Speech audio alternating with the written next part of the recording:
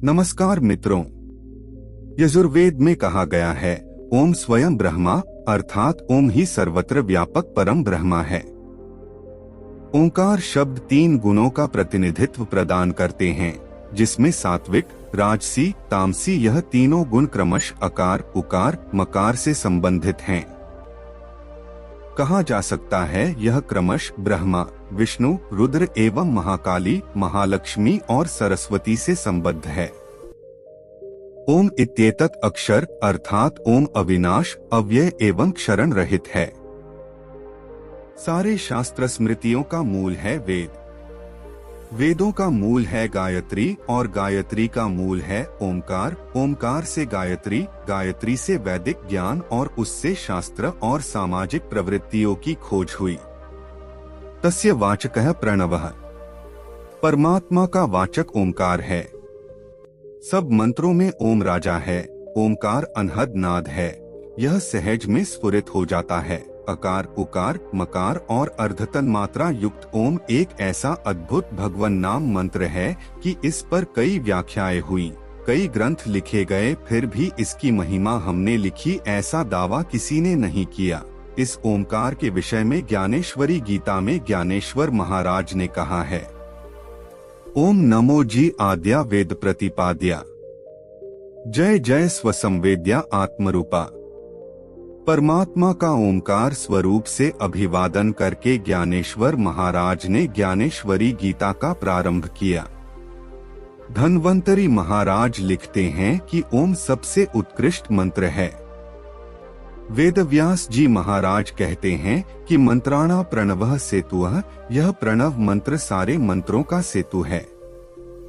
कोई मनुष्य दिशाशून्य हो गया हो, लाचारी की हालत में फेंका गया हो, कुटुंबियों ने मुख मोड़ लिया हो, किस्मत रूठ गई हो, साथियों ने सताना शुरू कर दिया हो, पड़ोसियों ने पुचकार के बदले दुत्कारना शुरू कर दिया हो, चारों तरफ से व्यक्ति दिशा शून्य, सहयोग शून्य, धन शून्य, सत्ता शून्य हो गया हो, फिर भी हताश न हो, वरन सुबह शाम 2 घंटे ओंकार सहित भगवन नाम का जप करे तो वर्ष के अंदर वह व्यक्ति भगवत शक्ति से सबके द्वारा सम्मानित, सब दिशाओं में सफल और सब गुणों से संपन्न होने लगेगा।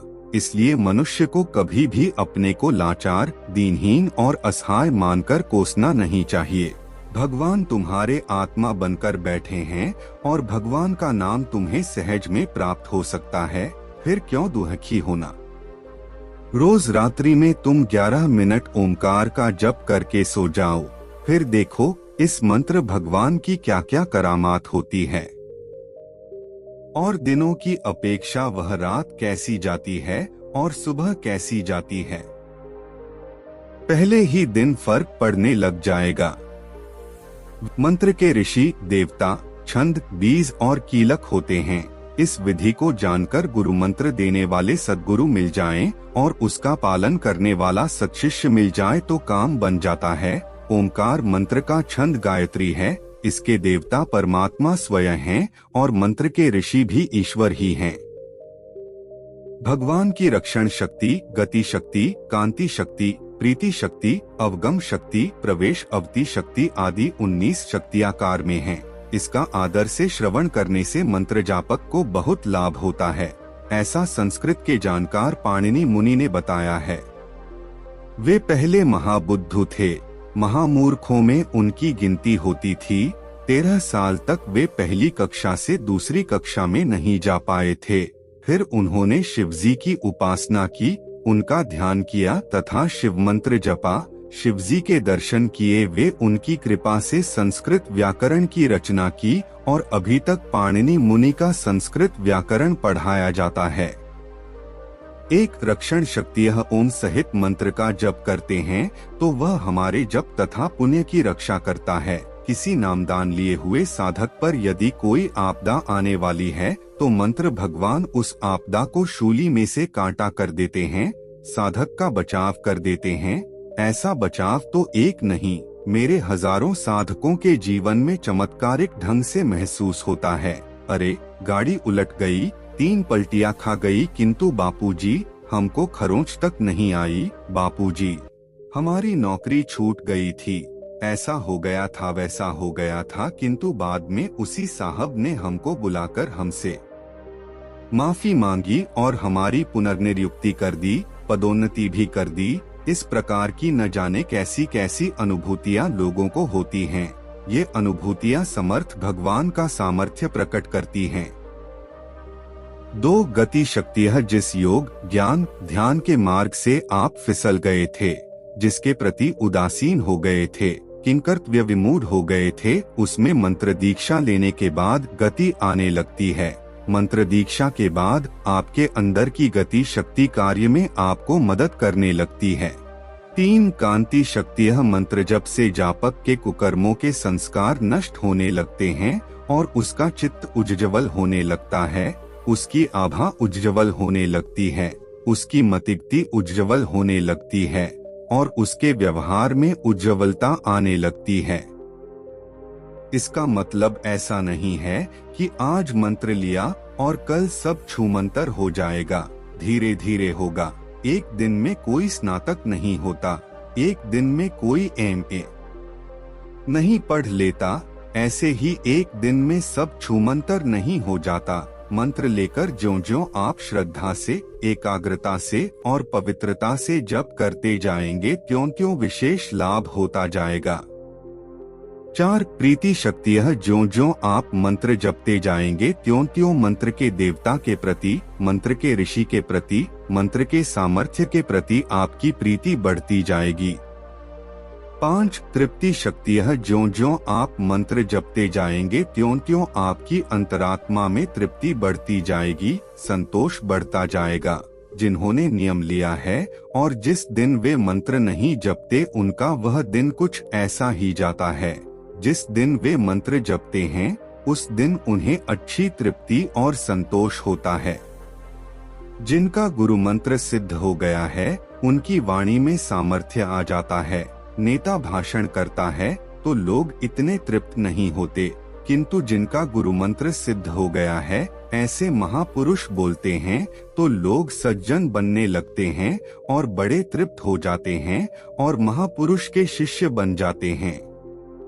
6 अवगम शक्तियां, मंत्र जप से दूसरों के मनोभावों को जानने की शक्ति विकसित हो जाती है। दूसरे के मनोभावों, भूत भविष्य के क्रियाकलाप को आप अंतर्यामी बनकर जान सकते हैं। कोई कहे कि महाराज आप तो अंतर्यामी हैं, किंतु वास्तव में यह भगवत शक्ति के विकास की बात है। 7 प्रवेश अवती शक्तियां, अर्थात सबके अंतरतम की चेतना के साथ एकाकार होने की शक्ति, अंतःकरण के सर्वभावों को तथा पूर्व जीवन के भावों को और भविष्य की यात्रा के भावों को जानने की शक्ति कई योगियों में होती है। वे कभी कभार मौज में आ जाएं तो बता सकते हैं कि आपकी यह गति थी, आप यहाँ थे, फलाने जन्म में ऐसे थे, अभी ऐसे हैं। जैसे दीर्घत्पा ऋषि के पुत्र पावन को माता पिता की मृत्यु पर उनके लिए शोक करते देखकर उसके बड़े भाई पुण्यक ने उसे उसके पूर्व जन्मों के बारे में बताया था। यह कथा श्री योगवासिष्ठ महारामायण में आती है। 8 श्रवण शक्तियां, मंत्र जप के प्रभाव से जापक सूक्ष्मतम गुप्ततम शब्दों का श्रोता बन जाता है। जैसे सुखदेव जी महाराज ने जब परीक्षित के लिए सत्संग शुरू किया तो देवता आए। सुखदेव जी ने उन देवताओं से बात की। माँ आनंदमयी का भी देवलोक के साथ सीधा संबंध था और भी कई संतों का होता है। दूर देश से भक्त पुकारता है कि गुरु जी मेरी रक्षा करो, तो गुरुदेव तक उसकी पुकार पहुँच जाती है। 9 स्वाम्यर्थ शक्तियां, अर्थात नियमन और शासन का सामर्थ्य, नियामक और शासक शक्ति का सामर्थ्य विकसित करता है। प्रणव का जप। 10 याचन शक्तियां, याचक की लक्ष्य पूर्ति का सामर्थ्य देने वाला मंत्र। 11 क्रिया शक्तियां, निरंतर क्रियारत रहने की क्षमता, क्रियारत रहने वाली चेतना का विकास। 12 इच्छित अवती शक्तियां, वह ओम स्वरूप पर ब्रह्म परमात्मा स्वयं तो निष्काम है, किंतु उसका जप करने वाले में सामने वाले व्यक्ति का मनोरथ पूरा करने का सामर्थ्य आ जाता है। इसीलिए संतों के चरणों में लोग मत्था टेकते हैं, कतार लगाते हैं, प्रसाद धरते हैं। आशीर्वाद मांगते हैं आदि आदि। इच्छित अवती शक्ति अर्थात निष्काम परमात्मा स्वयं शुभेच्छा का प्रकाशक बन जाता है। 14 वाप्ति शक्ति यह अणुअणु में जो चेतना व्याप रही है उस चैतन्य स्वरूप ब्रह्मा के साथ आपकी एकाकारता हो जाएगी। 14 वाप्ति शक्ति यह अणुअणु में जो चेतना व्याप रही है उस चैतन्य स्वरूप ब्रह्मा के साथ आपकी एकाकारता हो जाएगी। 15 आलिंगन शक्ति यह अपनापन विकसित करने की शक्ति। ओमकार के जप से पराये भी अपने होने लगेंगे तो अपनों की तो बात ही क्या। जिनके पास जब तक की कमाई नहीं है उनको तो घर वाले भी अपना नहीं मानते, किंतु जिनके पास ओमकार के जप की कमाई है उनसे घर वाले, समाज वाले, गांव वाले, नगर वाले, राज्य वाले, राष्ट्र वाले तो क्या विश्व वाले भी आनंदित आह्लादित होने लगते हैं। 16 हिंसा शक्ति यह ओमकार का जप करने वाला हिंसक बन जाएगा। हाँ, हिंसक बन जाएगा, किंतु कैसा हिंसक बनेगा। दुष्ट विचारों का दमन करने वाला बन जाएगा और दुष्ट वृत्ति के लोगों के दबाव में नहीं आएगा, अर्थात उसके अंदर अज्ञान को और दुष्ट संस्कारों को मार भगाने का प्रभाव विकसित हो जाएगा। 17 दान शक्ति यह वह पुष्टि और वृद्धि का दाता बन जाएगा। फिर वह मांगने वाला नहीं रहेगा, देने की शक्ति वाला बन जाएगा। वह देवी देवता से, भगवान से मांगेगा नहीं, स्वयं देने लगेगा। 18 भोग शक्ति यह प्रलयकाल स्थूल जगत को अपने में लीन करता है।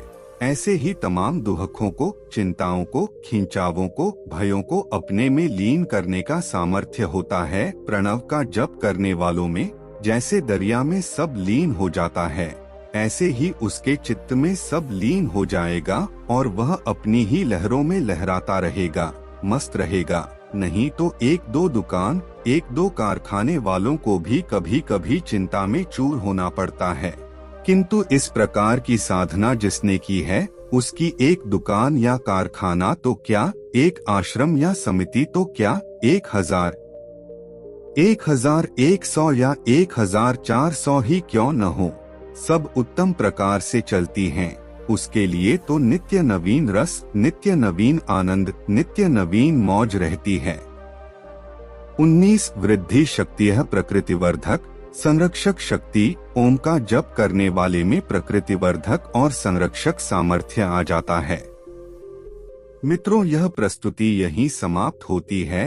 आपको यह प्रस्तुति अच्छी लगी तो इस चैनल को लाइक कीजिए, सब्सक्राइब कीजिए और शेयर कीजिए। आपका दिन शुभ हो।